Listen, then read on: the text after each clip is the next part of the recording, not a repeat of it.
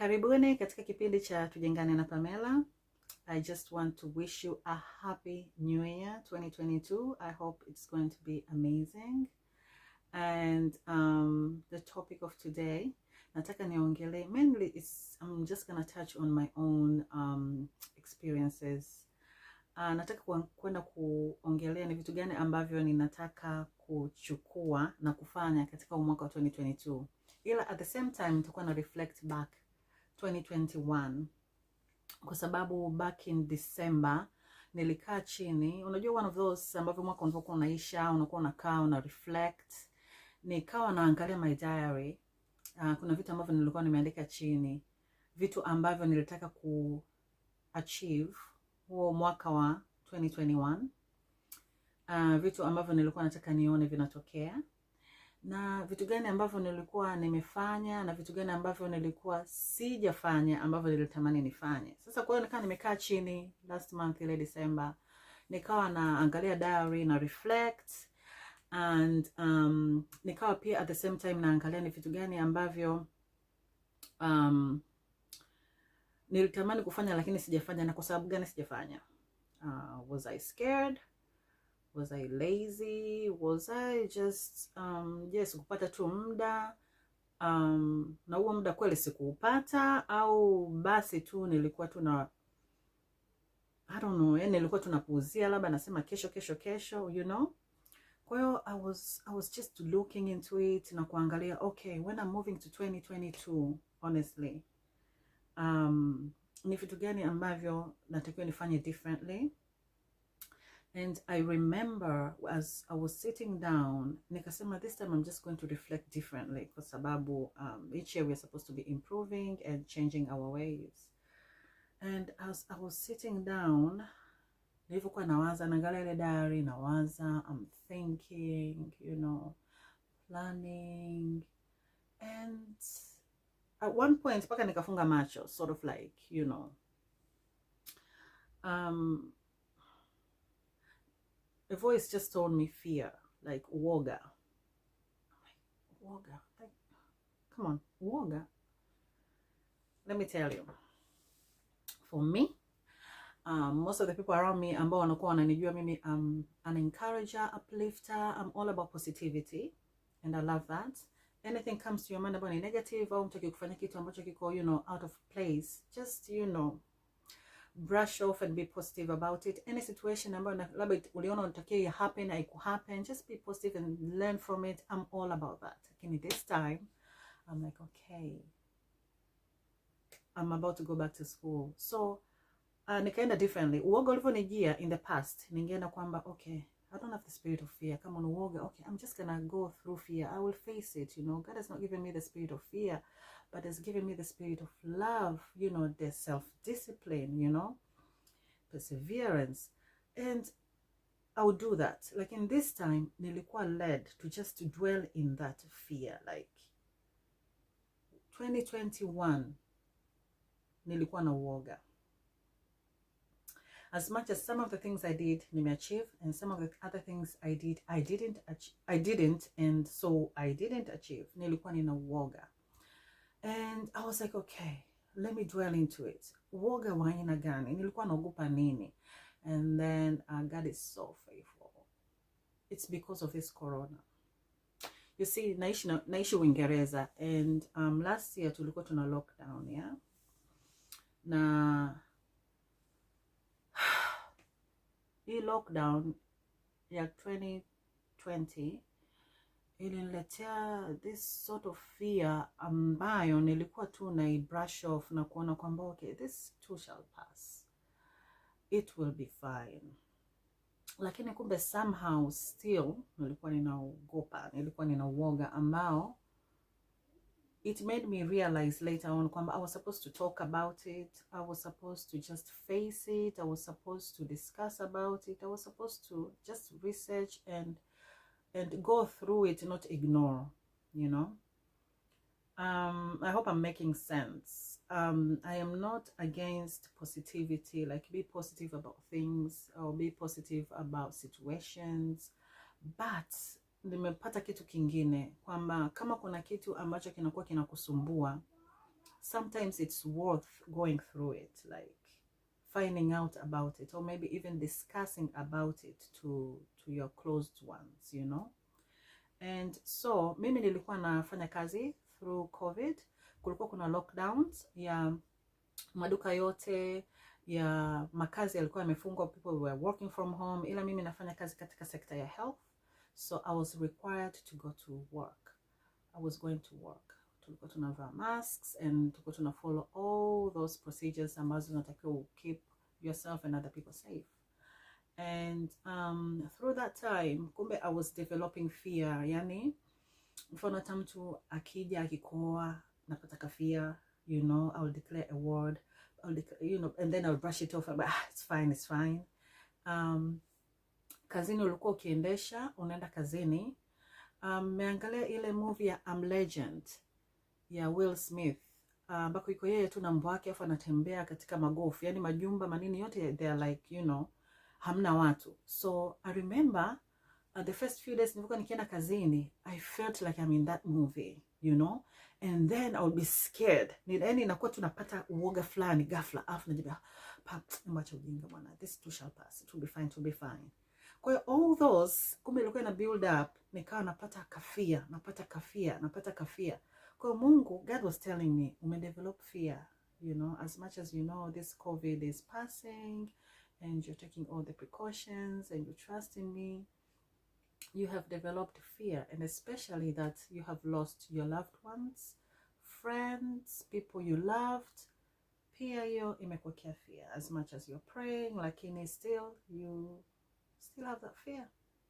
I believe in prayer, I believe in God, but Mungu alikuwa amenifungua hivyo ili niweze tena kuomba na kudiscuss about it. So 2021 for me, it has been an amazing, blessed year, ila at the same time it has been mwaka ambao umenipa uoga, na mwaka ambao una lead to another point ya kutaka kucherish people, like to really value people, love people, those closest to me.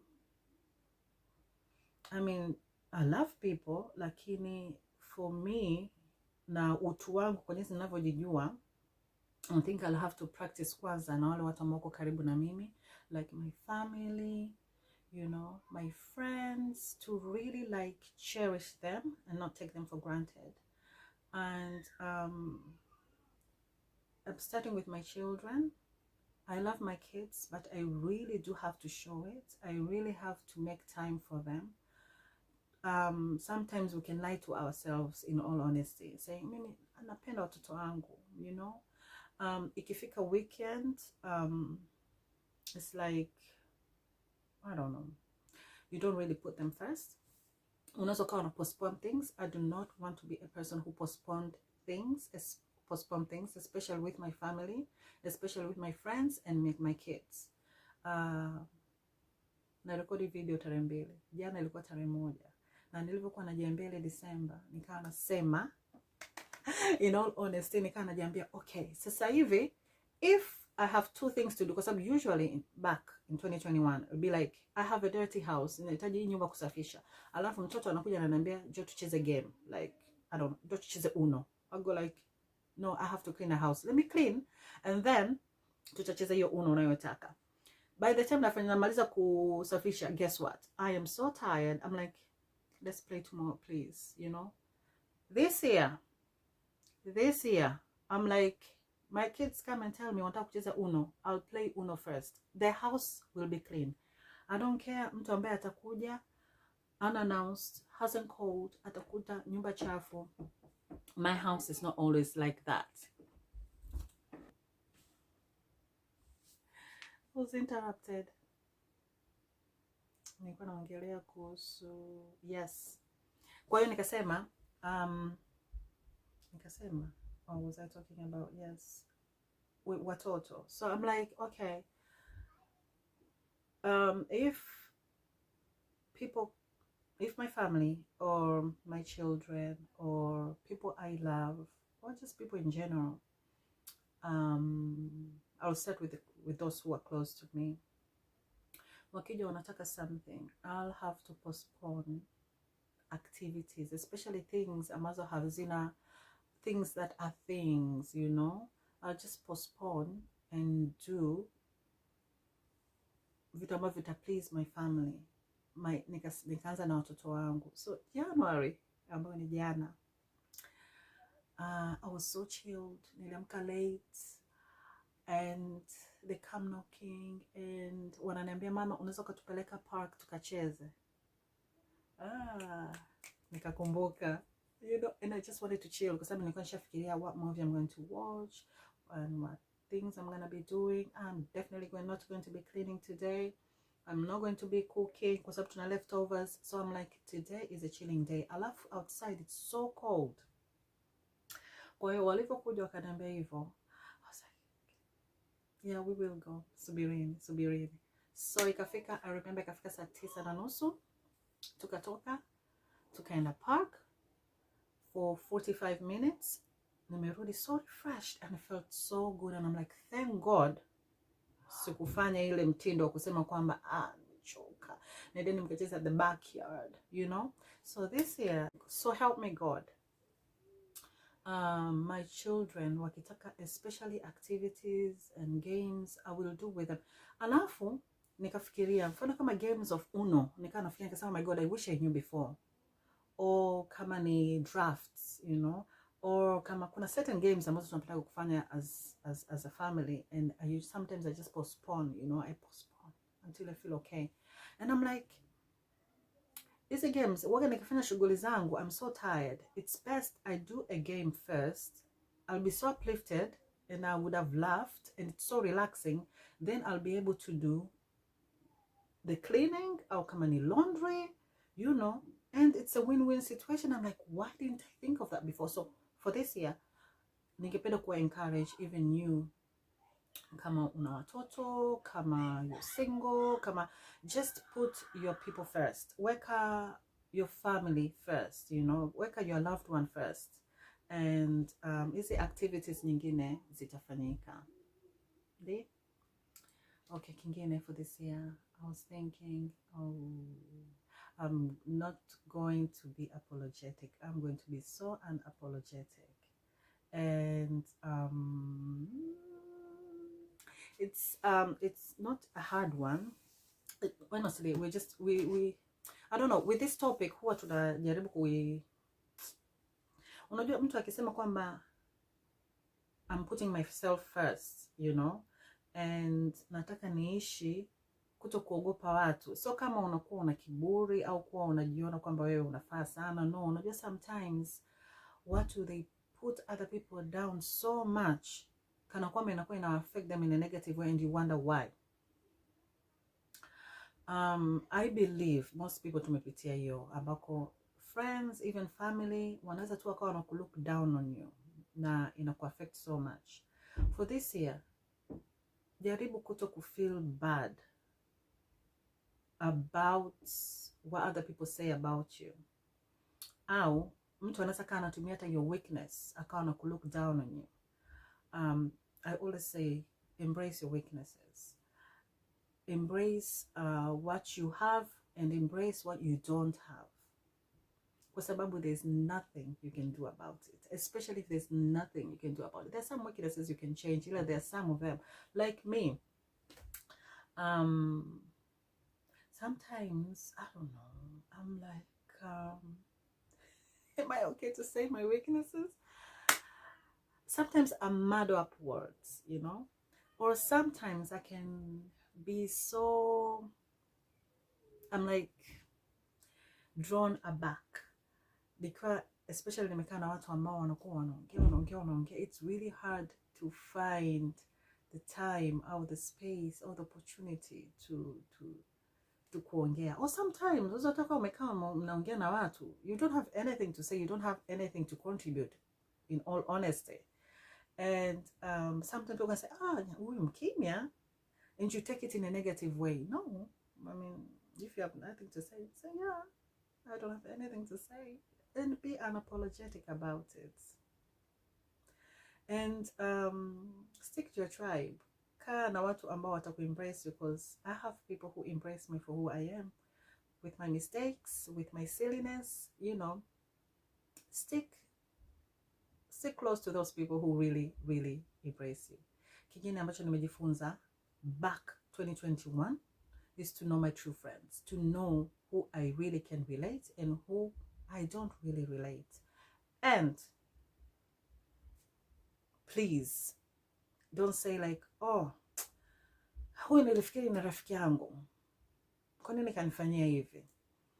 Mwaka jana, mwaka juzi, it's something that I learned. Like, if I know you were supposed to do this and you didn't, I'm not going to blame you. Most likely I'll blame myself. Kwa sababu kuna marafiki ambao wako hapa, wale wako close to you, na kuna wale ambao their place is here, na wengine their place is kule, you know. Sasa huyu ambaye place yake iko hapa, alafu wewe ulikuwa umemweka hapa, mjengine mkataba ukasema kwamba wewe you're supposed to be my best friend, by the way, I'm close to you, you're close to me, if I have issues, mjengine mkataba. So if something happens and they don't come through to you and you're all mad, why are you mad? I learned to appreciate and to know, okay, so this friend, her or his place is here. They're not close to me, you know.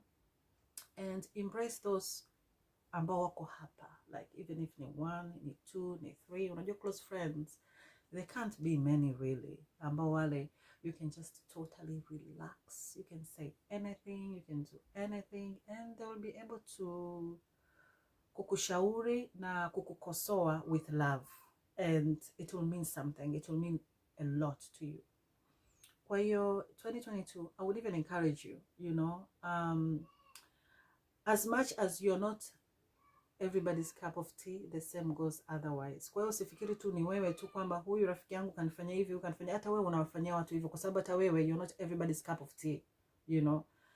And kwa sababu as much as you're living and you're human, and they can be that, you are that. You have been that. And I have learned that. I have been that to many. Like, probably they were expecting me to do something or to give them something, and I haven't.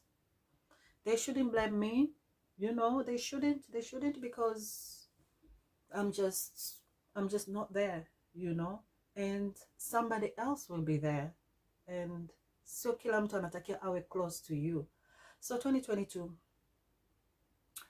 know your tribe, know who you connect to, you know. There are people you will have chemistry with, you will flow, and others you won't really have chemistry with, and be okay with it. And acha kusema kwamba huyu rafiki yangu can let down, huyu sio nene.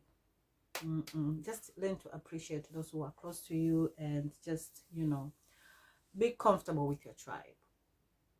So these are just some of the things ambazo zimenifanya ni, on a personal level, this is more like intimate, like to keep my head space in one direction. Oh, I was about to forget, kuna kitu ambacho kimenijia, nimemkumbuka dada moja kazini.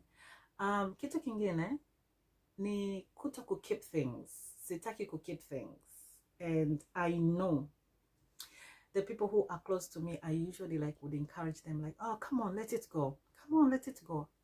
Guys, that's why I'm saying this space, as much as it's for you, it's for me as well. Because if I go back, I'm learning.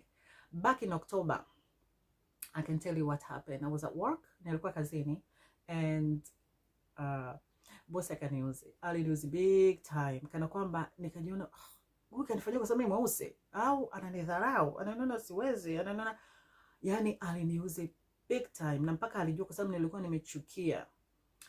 2 of my colleagues, especially one, kiasi walikuwa wananicheck, you okay Pam? Uko okay? Naambia yeah, I'm okay. I'll be okay. 2 hours down the line ikapita, this one colleague akaniambia, Pam, you're still mad. It's been 2 hours already. Come on, let it go. It hit home. I laughed, and I'm like, thank you. I'm letting it go. I've let it go. And in all honesty, kweli nilibidi niachie. I'm like, why am I holding on to this? It's already happened, you know.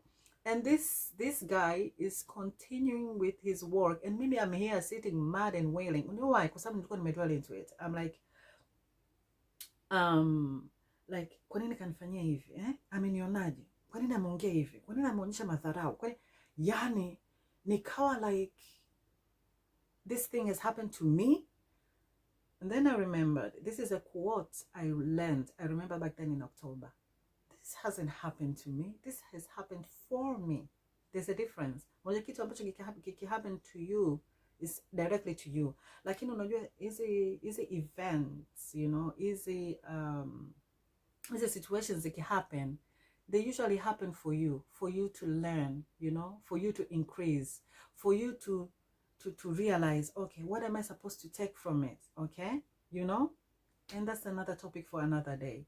So yeah, this year I am definitely not going to be keeping things. I am just going to be letting go. Yes. So guys, thank you so much for joining me. I hope you have enjoyed this topic or this session. Until we see each other, please, if you've liked it, share with a friend. Na kama unaona vipi, bonyeza hiyo subscribe button, join my team, join this tribe. I'm your tribe. We connect, we have chemistry. Bonyeza subscribe, support your girl. And until we see each other again, Happy New Year. I wish you all the best.